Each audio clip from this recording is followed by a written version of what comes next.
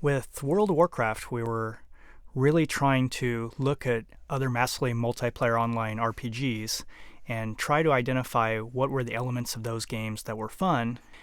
And as we went through it, we would find that people really enjoyed the aspects of being online with multitudes of other players, and they loved leveling up their character and working on their equipment and working on their skills. With World of Warcraft, we put in a great questing system, so right at the beginning of the game, you have objectives. You get pulled right into the world, you have quests filling up your quest log, so you always are doing something for the characters in the environment. Every time that you log into the game, you can accomplish something. Even though you might not achieve a new level that night of gameplay, you might finish one or two quests, or you might earn a new rank in a trade skill, or explore a new zone. And that was something that we really tried to hit on. That way you're not so focused on the experience bar the entire time you're playing. Your only goal in the game is not necessarily leveling up, but it's completing quests and visiting new areas, learning new skills, sort of always developing your character. And oftentimes players find that they level up and they don't even realize that they're close to leveling. What you'll notice when you start playing World of Warcraft is the user interface is somewhat minimal. You don't really need a manual to play the game. Everything about the interface is really towards keeping you in the game. We really don't like to have players go to the manual or go to the website just to figure out how to play the game. The first time that you log in, it's very intuitive and easy to use, but as you become more advanced, you can really customize it to do some pretty powerful things.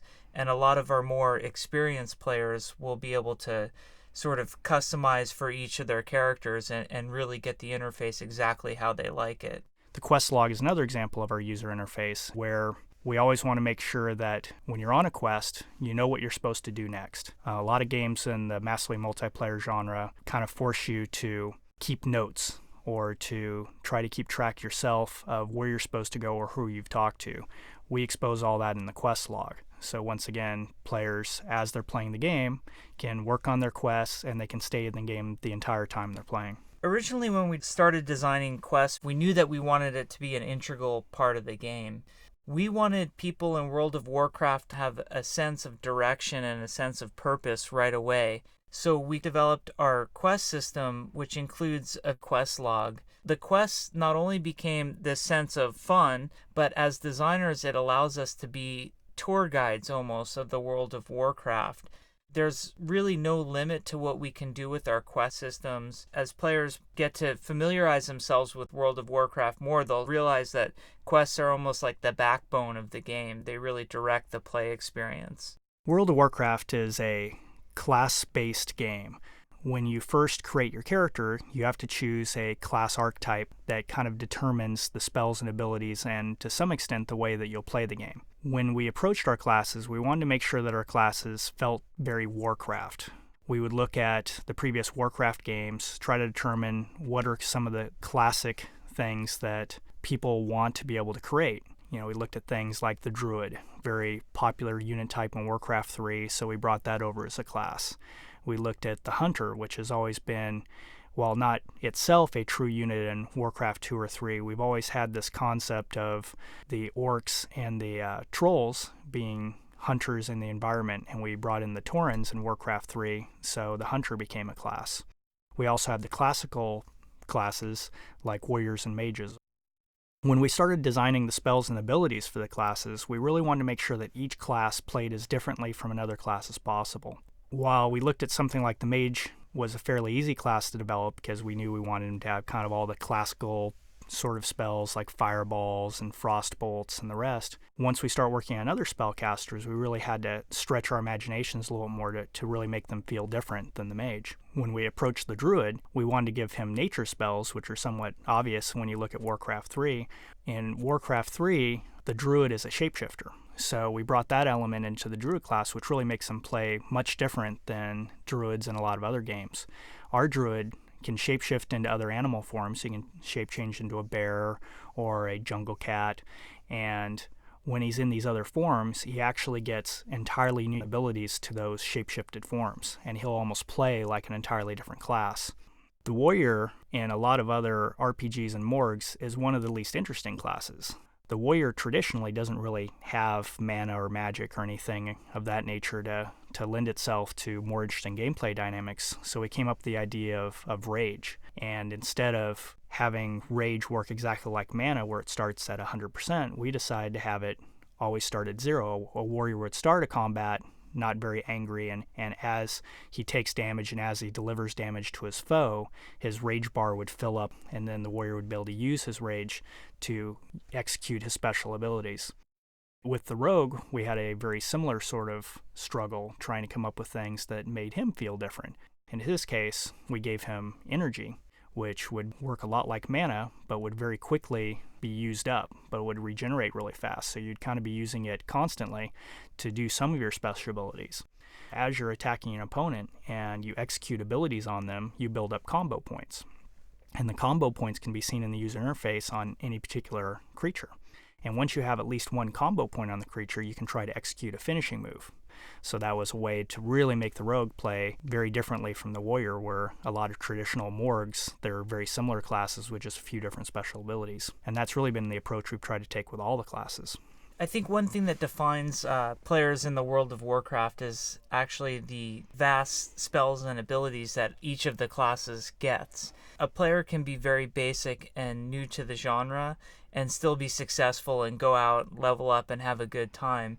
Advanced players or more skilled players have a whole host of abilities to choose from, and I think people can really shine and show their skill off through all of the abilities, and it makes both PvP and PvE environments a lot more exciting. We felt that player versus player combat was very important to bring to WoW. Each player, depending on which race they choose, is put on a side. They either will be playing for the Alliance, which is composed of the humans, the dwarves, the gnomes, and the night elves, or they can choose a race that's on the Horde, which is composed of the orcs, trolls, taurens, and the undead. By choosing your race, you are choosing a side, which determines when you do engage in PvP, who are your friends and who are your foes. We felt like having a team-based PvP system was a lot more interesting than everyone kind of being out for themselves. One of the best parts about PvP is it gives you the chance to pit yourself against other players. They're really unpredictable, and the skill levels span the whole spectrum. So PvP kind of gives everybody a chance to show what they've got. It also is a great way when you're sort of done engaging in your normal activities for the night. You've been leveling up and doing quests, and you want to really engage in the world of Warcraft. You want to defend your town, or you want to go raid another alliance's town. It gives you that feeling that the world is real and solid and that you have a purpose in it. One of the challenges of developing a massively multiplayer RPG is, how do you get people to start grouping in the game? How do you get people to really take part in the community? Well, the tact we took for this was to try to make sure that players could always solo in the game. They could always advance by just playing by themselves, but really try to make sure that there's plenty areas of the game that only can be done when you group up with other players. And we did a lot of different design decisions along the way to try to embrace the philosophy of allowing solo advancement while still encouraging grouping. There's a lot of cool quests that are more stealth oriented, and those would be definitely tailored more towards the solo player, so they can deliver items around the world, sneak around, and feel like they're accomplishing things on their own. Another very important element is the concept of crafting or trade skills. Our approach to trade skills was twofold. We have the concept of a gathering skill, and we have the concept of a crafting skill. Gathering skills, they allow us to make the world much more dynamic. We can have herbs that just spawn throughout the world, that if you have the herbalism gathering skill, that you can go around, find these herbs, and then selling them, or you could use them yourself. We also have mining in the game, which miners would go around with their picks and find veins of ore, silver, or other types of minerals. And it really allows the world to feel much more interesting. It's not just this world that has a bunch of creatures and pretty scenery. There's all these objects throughout the world that people can gather up and use in the trade skilling system. With the crafting skills, we wanted to try to make the making of the items really fun, not just something you go and buy the ingredients from a bunch of vendors and then make something. We wanted to make collecting the elements part of the game itself. We also try to make sure that the ingredients for the recipes to make trade skills are on creatures in the world or they're in other dangerous places. We really feel like it's a much friendlier system, and it really allows anyone to become a trade skiller and have fun with it. We've talked about there being the mining gathering skill and the herbalism gathering skill, and those feed into blacksmithing, engineering, and alchemy, respectively. Then there are also just trade skills themselves that are very different. A miner might supply ore to a blacksmith who's going to bang that ore into shape and make swords, make shields, make armor, that sort of thing. But a miner could also supply an engineer. An engineer can make all sorts of cool mechanical items, like a mechanical dragonling, and can make bombs and dynamite, target dummies. And then there's also some trade skills that are almost like a mini game in and of themselves, such as fishing. Fishing is just a great activity. Anytime you're near a body of water, you can throw your line out, you watch your little bobber, and as soon as you see that bobber go down into the water and take a bite, you can pull it up and see what you get. So fishing kind of works very differently from, let's say, tailoring or leatherworking, but also falls within the trade skill system and is very fun and unique.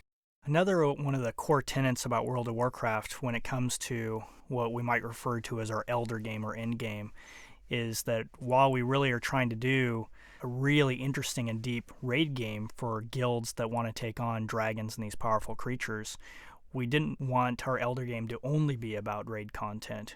We also are trying to provide high-end game PvP content for players, and we also wanted to have our world have a sense of community and have some dynamic things that change throughout the world. In the raid game, a lot of these creatures, as you progress through them, will not even be available when the game first goes live. Like one example that we've talked about is the concept of Outland, which we introduced in Warcraft 3.